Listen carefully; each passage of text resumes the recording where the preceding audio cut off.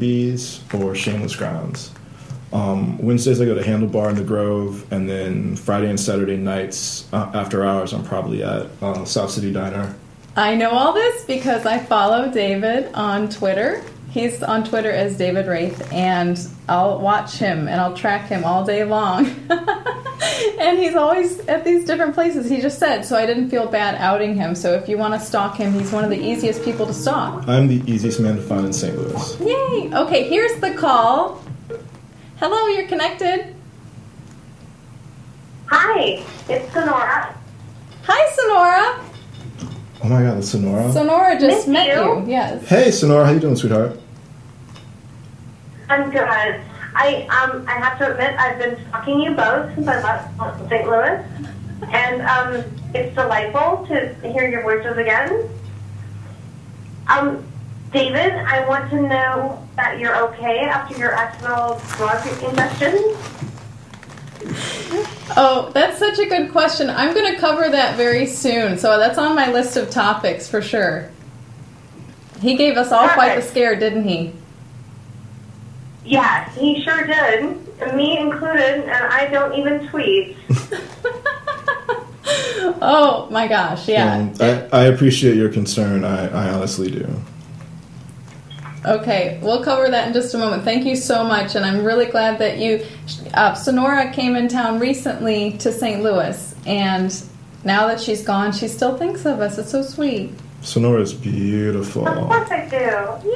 Yes. Yeah, and that guy she's with is pretty cool, too. That's kind of sweet. Yeah, he's a cool guy. He's kind of intense. They're both kind of intense. Yes. They're both a little scary.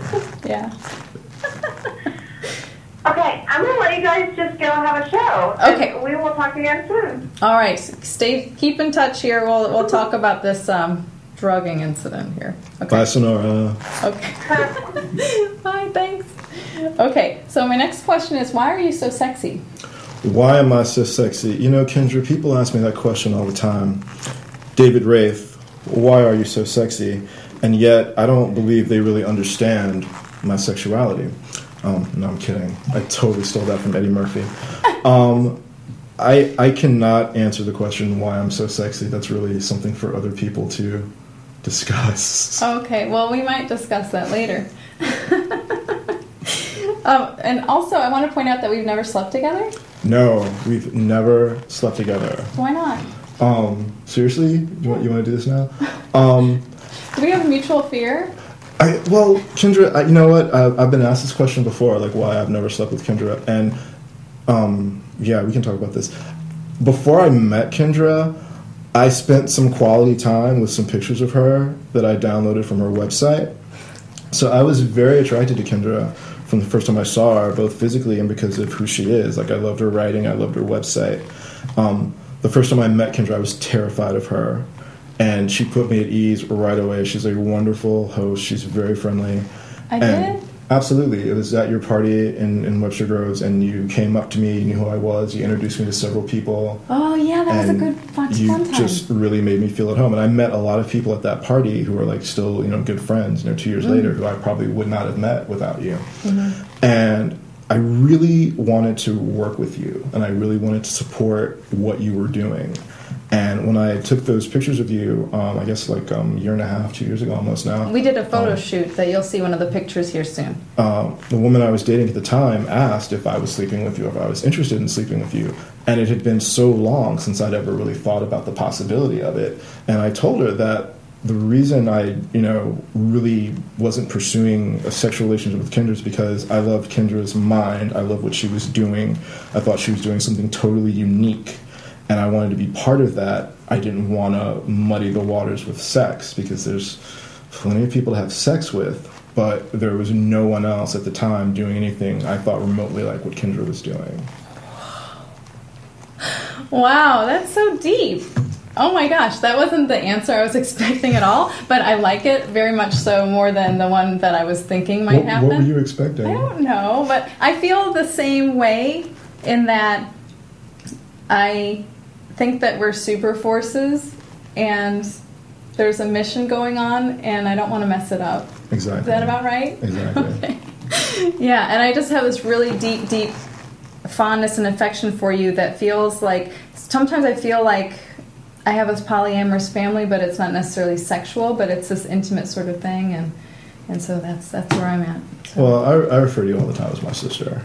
You know, when your name comes up in discussion, shall we say, I kind of warn people like, okay, before you say anything else, just so you know, Kendra's my sister. Yeah, and that brings up the fact that in St. Louis, there's a bit of a sexual renaissance going on, and we're very much a part of it, and so are a lot more people. There are more people getting on board all the time, which is so exciting, but along with the renaissance comes with some dark undercurrent kind of negative energy, and so those people say bad things about us sometimes. I mean, a lot of it's misunderstanding and difference of opinion, and what I say, you know, I think I'm quoting Daniel Patrick Moynihan when I say that everyone's entitled to their own opinion, no one's entitled to their own facts. And I think that's true personally as well as politically. You're entitled to your opinion about me. You're entitled to your opinion about Kendra. But you're not entitled to your own facts about us or anyone else. So all I say is, if my name's coming out of your mouth, that the truth be right behind it. I like that. So I wanted to show some of David Wraith has this. He's multifaceted. He wears many hats, and so one of the things I wanted to show tonight was his photography. So I would like to start with one that he did of Angela. This photograph of Angela. So AJ, if you could put the photograph of Angela on the screen, please.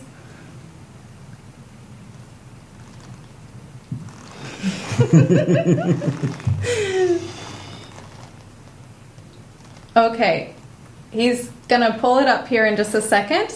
And so tell us about this photograph, Angela. So what is, you're a photographer? Yeah, I had a real weird sort of like crisis of conscience as a photographer, because I was shooting mostly female nudes, and I would, you know, Photoshop them sometimes at their request, sometimes just because I felt like I should.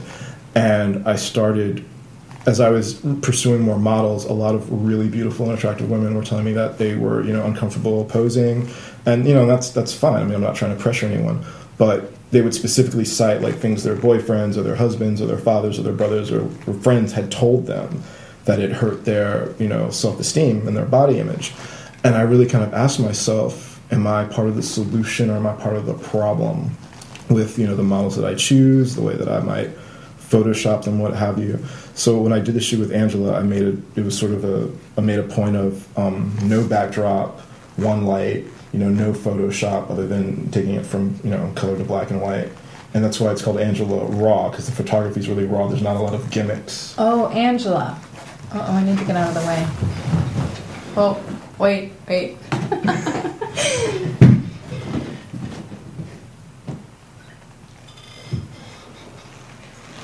So that is a raw photo with no Photoshop, and that was the beginning of that way that you started doing things, or an experiment? It's still kind of evolving.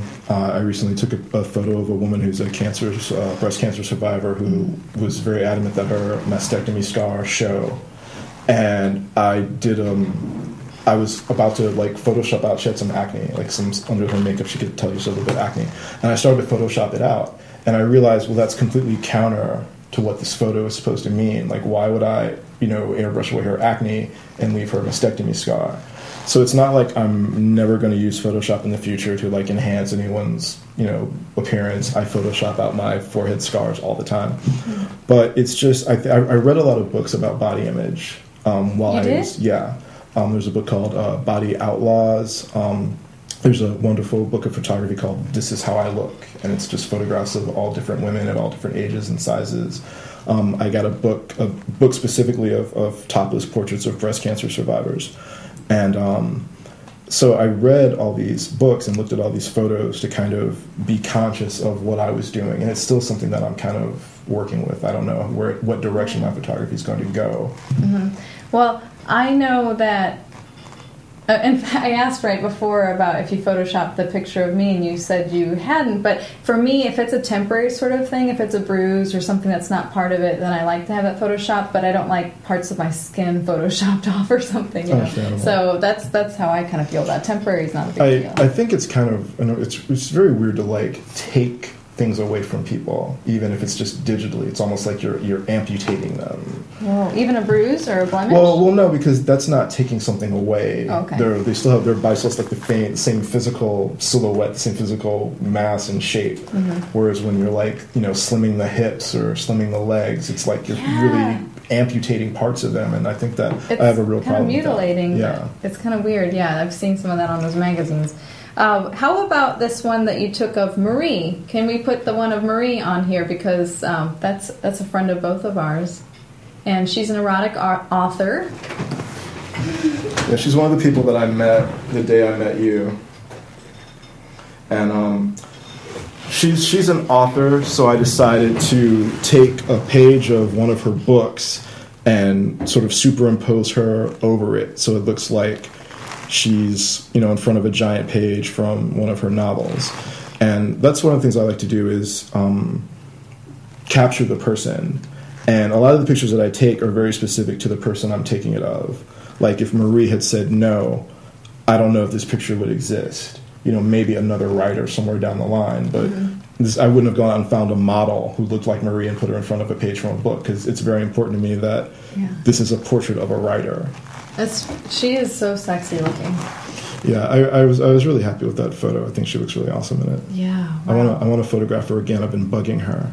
I haven't seen her So lately. if you're watching, Marie. Okay, and then I wanted to also show up the American flag. The American flag photo that you took that AJ's going to pull up here. That's perfect for Memorial Day, right? Yeah, I didn't even think there about that. There we go. Oh, it's a vertical shot, so we don't have to move too far. Yay, look! Yeah, that's another shot of Marie from that same session. That's Marie? Yeah. Wow. Yeah, it's taken the same day. Wow. Yeah, I'm trying to work on a series of nude portraits with American flags. It's called Naked Women with American Flags, but I think that to be sort of not be gender biased, I should do pictures of people from all genders with American flags.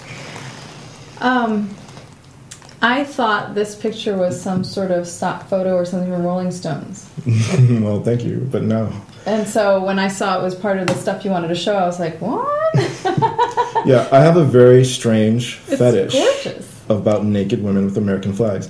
And I hope my sister's not watching this, because I actually thought I would call this series Flag Code Violations, because my sister's former military, and she collects photos of people like dishonoring the American flag. Oh, she does? Yeah, okay. And I'm pretty sure this would fit. It would? This right here? I think my sister would consider this a flag code violation. I'm just thinking. Because it touches her naked it's body? not properly. Is it on the floor a It's little not bit? properly displayed. And it may be dragging the floor. But yeah, I saw a picture of Susie Bright when she was from the session for State of the Sexual Union. The cover was her naked with an American flag. And I saw some of the outtake photos from that session, and it just turned me on so much I couldn't understand why. You had a crush on her. I have a bit of a crush on Susie Bright, and it's well documented. But that image just stuck in my head, and I wanted to sort of do a whole series of portraits of nude people with American flags because of it. Whoa, so that's ongoing. Yes. So if somebody is interested in being part of that project. If you want to be photographed naked with an American flag, email your boy, davidwraith@yahoo.com. Do you have to BYOF? Bring your own flag? Or do you have one? I have several flags that we can use. Okay, and it has to be American? Yeah, it has. If anyone wants to be photographed naked with another country's flag, that's fine. It won't be part of the project. Yeah, but I'd have to get a shot of them with an American flag in the same session. Okay. That sounds like a good deal. Finally, we're going to show this picture that David took of me. I guess it's been a couple of years ago now, and it's the one that's called TBK, that photo. If we can get that one up. That one. And you know what I did? I cropped the feet out of this one. Look. You don't like the way the feet look? The feet look like hooves. That's fair enough. But I think it fits. It was really weird. So that's me. And I asked David before the show, before I got into this whole Photoshop thing, I said, did you do something to my breasts? Because they look really good. They don't look like that. Look, see? See? I don't know. They look so... The shadows, is that the lighting? Is that what you did? That's the lighting. And again, this was another example of a photo that was inspired by you. because this photo was taken before Kendra came out as the beautiful kind. That's right. And all the photos that I saw of her, either the head was cropped out or it was obscured by her hair. She was facing away from the camera.